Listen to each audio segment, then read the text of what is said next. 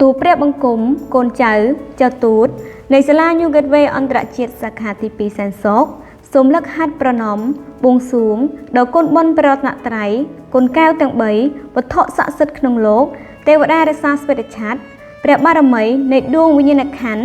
ព្រះវីរក្សត្រព្រះបរមកោដ្ឋសូមព្រះមេត្តាប្រោះព្រៃសពសាធុការពរជ័យបវរសួស្តី